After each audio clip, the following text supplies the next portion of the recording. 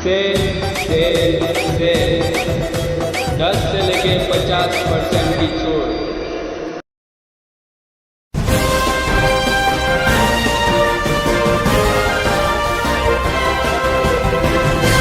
मानव समाचार, मानवता के हक में। आज दोपहर 12 बजे के आसपास राष्ट्रवादी कांग्रेस की जानिब से तहसील ऑफिस में एक वफ्द पहुंचा, जिसकी क़यादत आसिफ शेख कर रहे थे। दरअसल 3 तारीख को राष्ट्रवादी कांग्रेस ने एक लेटर दिया था, जिसमें मुतालबा किया था कि पिछले 3 महीने से शहर के तकरीबन 20,000 बेवा, बुज़ुर्ग और माजूर लोगों को सरकार की तरफ से मिलने वाला वजीफ़ा जो किसी वजह से रोक दिया गया है, मिला नहीं है।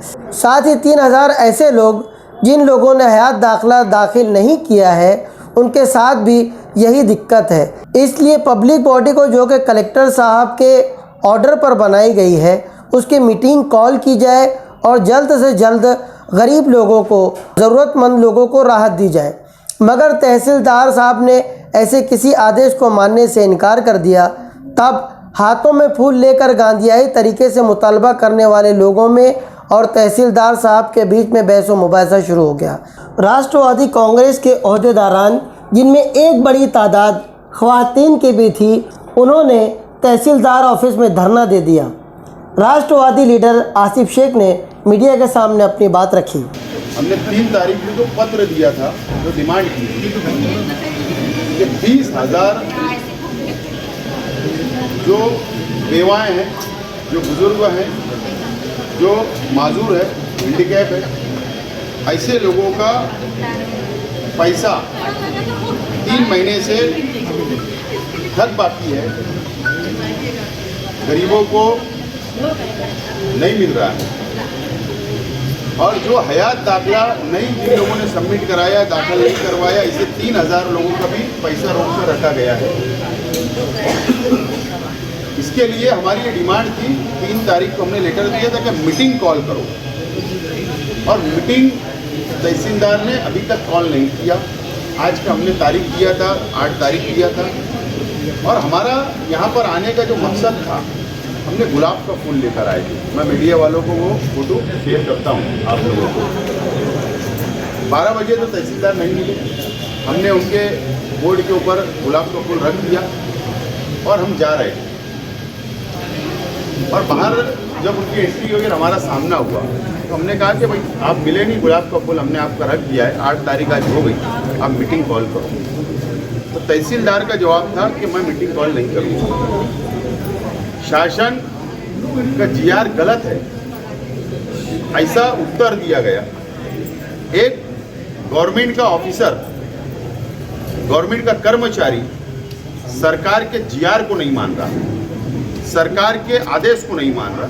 पहले तो मैं ऐसे अधिकारी का निषेध करता हूं।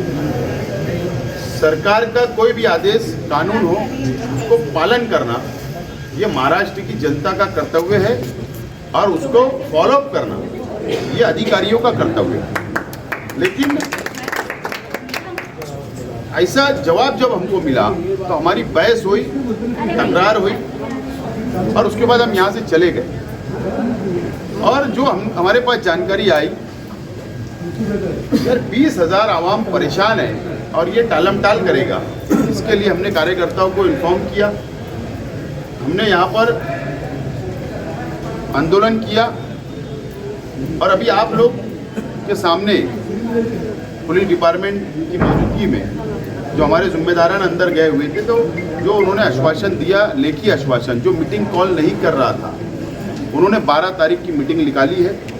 12 तारीख की मीटिंग में 20,000 प्रकरण सामने रखे जाएंगे। जिन लोगों को पैसा अकाउंट में नहीं गया है, गरीबों को वो पैसा जाए, ये उन्होंने वादा किया है। हयात दाखिले का जो मामला है, हयात दाखिले की भी फैसला उस मीटिंग के अंदर होगा।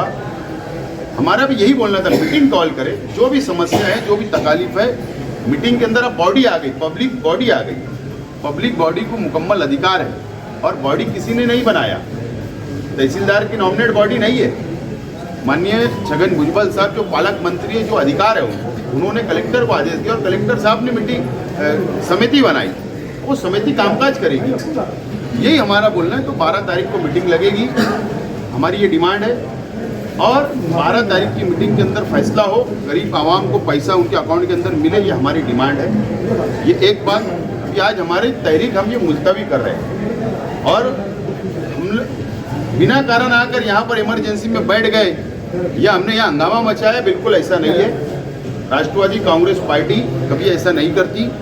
हमने 8 दिन पहले लेटर दिया, इन्फॉर्म किया, ऐसे तमाम ही डिपार्टमेंट को हमने इन्फॉर्म किया है, अलग अलग सरकारी डिपार्टमेंट में। लेकिन ये आज हमारे हाथ लग गए तो आंदोलन, हमारा जो स्टाइल है वो स्टाइल से हमने आंदोलन किया।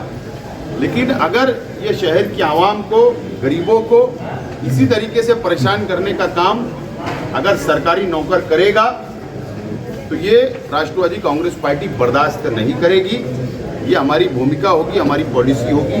एक आसिफ साहब जिंदाबाद। दूसरी बात, तहसीलदार कितना भी मीठा बन जाए, कितना भी मीठे बोल हमको बोले, कितनी भी अच्छी बातें करे, लेकिन उसका किरदार अच्छा नहीं। मैं एकदम साफ और जिम्मेदारी से बोलने वाला इंसान हूं। मैं एकदम साफ बोलने वाला इंसान हूं। असल में लोक प्रतिनिधि की जिम्मेदारी होती है, आमदार की जिम्मेदारी होती है कि सरकारी डिपार्टमेंट के ऊपर पकड़ वचक होना चाहिए, लेकिन पूरा छूट चुका है शहर में। और इसलिए ये ऐसे ऑफिसरान जो करप्ट है, मैं एकदम साफ बोल रहा हूँ, ये सोच रहे होंगे कि मैं निवेदन लेखी दे दिया तो मैं खामोश हो जाऊंगा, ऐसा नहीं है। जो भी राष्ट्रवादी कांग्रेस पार्टी के वर्करों से, कार्यकर्ताओं से कोई भी कितना भी बड़ा ऑफिसर टकराएगा, हमारे टप्पे पे आएगा तो उसको 600 मारने का काम राष्ट्रवादी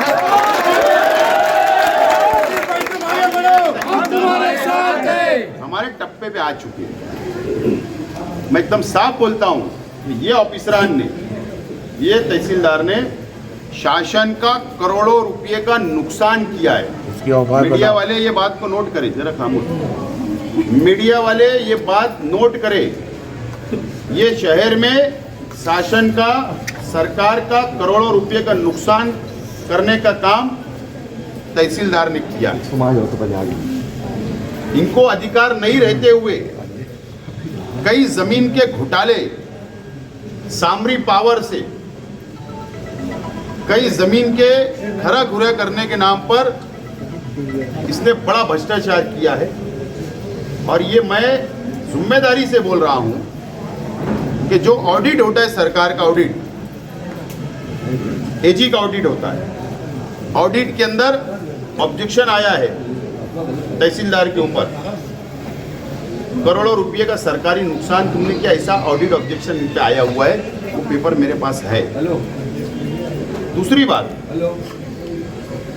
एंटी करप्शन की रेड हुई देहातों के अंदर, तलाटी के नाम, तलाटी एंटी करप्शन में पकड़े गए महीना 1.5 महीना पहले। तो तलाटी की चौकसी के अंदर भी तहसीलदार का नाम आया हुआ है। ये दोनों प्रकरण क्यों दब गए? अब मैं इसकी इंक्वायरी करवाऊंगा, तहसीलदार के खिलाफ मैं लेटर दूंगा और इसकी मुकम्मल जांच होनी चाहिए। करप्ट ऑफिसर ये शहर में नहीं चलेगा, नौकरशाही नहीं चलेगी। दूसरी बात, ये तहसीलदार कार्यालय पूरे तालुके का एक सेंटर होता है गरीब आवाम का। हर गरीब आदमी को यहाँ आना पड़ता है।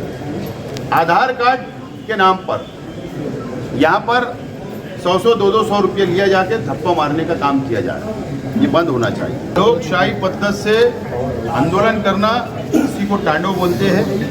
और आप चाहे मीडिया वाले इसको कोई भी अर्थ दिखा ले, हमने जो बोला था वो हम करके बताएंगे। हमने जब तहसीलदार साहब से उनका पक्ष जानना चाहा और मामले की वजाहत जानना चाही, तब उन्होंने तसल्ली बख्श कोई भी जवाब नहीं दिया। मेरा ये पूछना है सर कि आज राष्ट्रवादी ने जो है यहाँ पर पूरा एक हंगामा यहाँ पर किया, एक आंदोलन किया, तो उसके पीछे रीज़न क्या है, उसके पीछे वजह क्या है, वो पूरा मामला क्या है? कुछ उनके जो डिमांड्स थे वो बारे में उनका जो निवेदन था, कुछ था, आंदोलन था, उस हिसाब से था।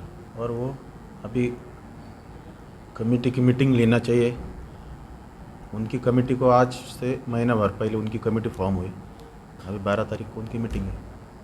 अच्छा, ये तो पूरा ये हंगामा होने के बाद 12 तारीख डिक्लेयर हुई। उससे पहले उनका कहना ये है कि आपने जो है साफ से इनकार कर दिया था कि ऐसा कोई जीआर मेरे पास नहीं, इसलिए मैं मीटिंग कॉल नहीं करूँगा।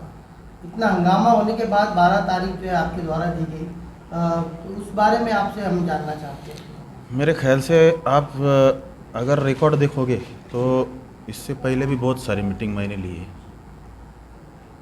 और मीटिंग के लिए जो जीआर है उसका हम फॉलो कर रहे हैं, पालन कर रहे हैं, इसमें कोई इशू नहीं है। इसमें तो जो इल्ज़ाम आप पर लगाए जा रहे हैं सर, इल्ज़ाम तो बहुत लगते हैं लेकिन प्रूव होनी चाहिए। सर, ये जो इतना लंबा, जैसा कि पेंशनर लोगों को या जो ज़ईफ़ों को जो वजीफ़ा मिलना चाहिए था, तो उसमें इतना जो है वक्त लग गया, लोगों को मिला नहीं, उसके पीछे कारण क्या, कोई टेक्निकली इशू है, क्या है? उसमें जिस तरह से, जिस हिसाब से गवर्नमेंट से ग्रांट आती है, जिस स्कीम की ग्रांट आती है, उस हिसाब से हम डाल रहे हैं। इसमें कहीं आपका जो रोल है वो बिल्कुल प्रॉपर है, जो जी। भी आपको ऊपर से कुछ दिक्कत थी कि इतना जो लंबा पीरियड हुआ अब तक लोगों को दिया नहीं गया? नहीं, वैसी कोई बात नहीं।